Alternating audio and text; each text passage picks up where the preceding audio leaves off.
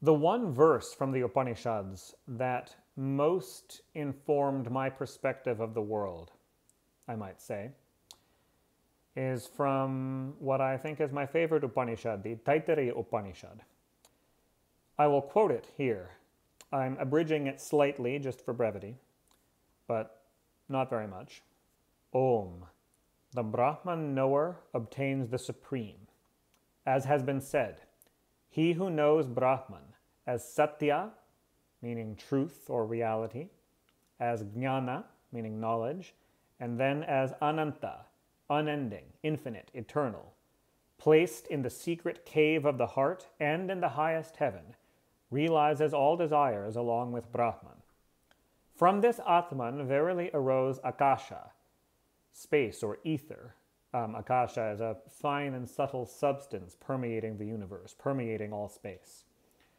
From this came air, from air fire, from fire water, from water the earth, from the earth herbs, from herbs food, from food Purusha, the person.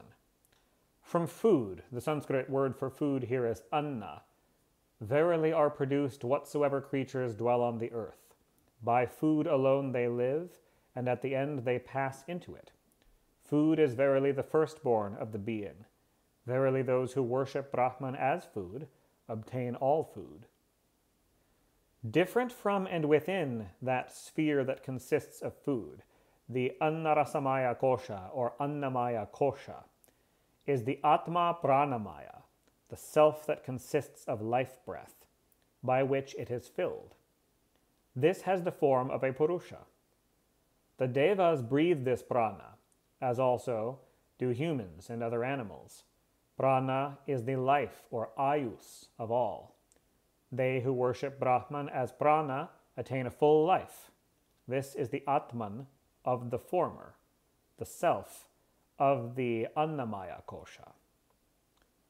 Different from and within the prana sphere is the Atma Manomaya, the self made of mind, by which it is filled.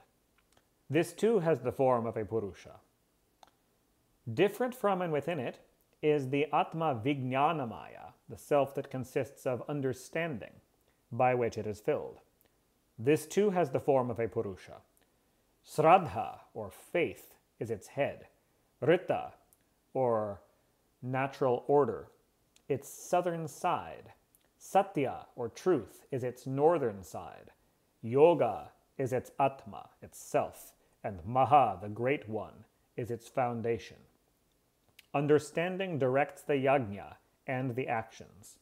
All devas worship the Brahman, which is understanding, as the foremost. Different from and within Vijnanamaya is the Atma Anandamaya, the self consisting of bliss, by which it is filled.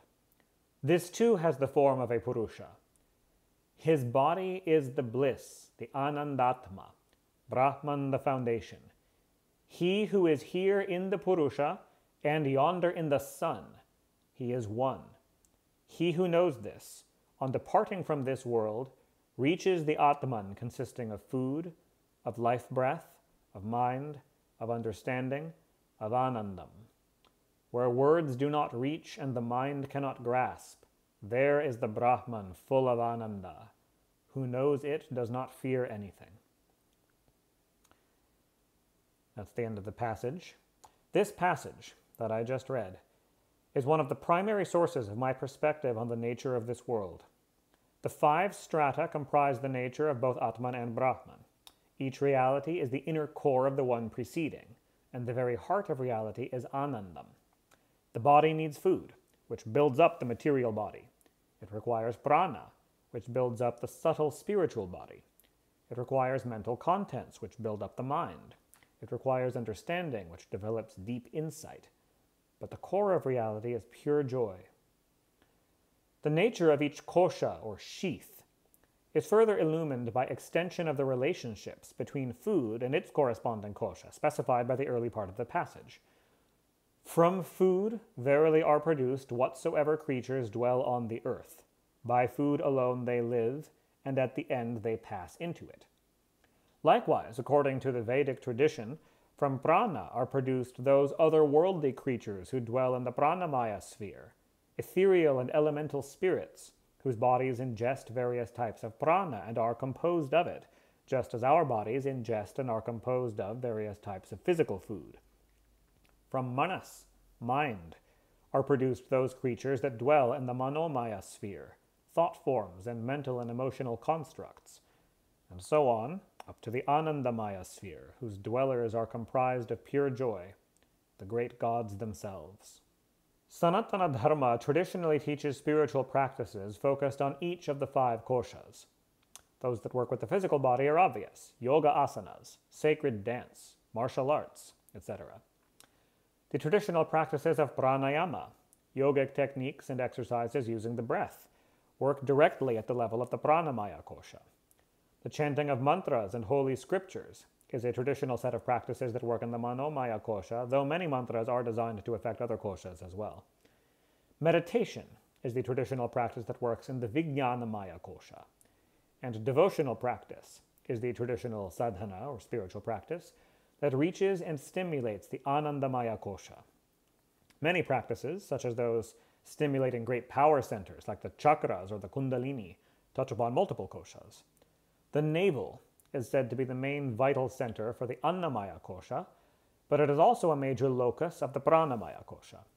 The heart is the main center for the pranamaya kosha, but obviously it's of indispensable importance to the annamaya kosha, and its importance returns again in the anandamaya kosha. The head is the main center for the manomaya and vijnanamaya koshas. These 5 koshas correspond to another slightly simpler Vedic model of the body, the 3 shariras. The annamaya kosha is also known as the stula sharira, the body made of physical matter. The pranamaya, manomaya, and vijnanamaya koshas together comprise the sukshma sharira, the subtle energy body. The anandamaya kosha is also known as the karana sharira, the causal body, the transcendent cause that underlies and gives rise to all grosser manifestations, and to which the consciousness evolved through those manifestations will ultimately return. If there's something in this video that you'd like to know more about, or if you have another question about Hinduism for me, please leave it in the comments.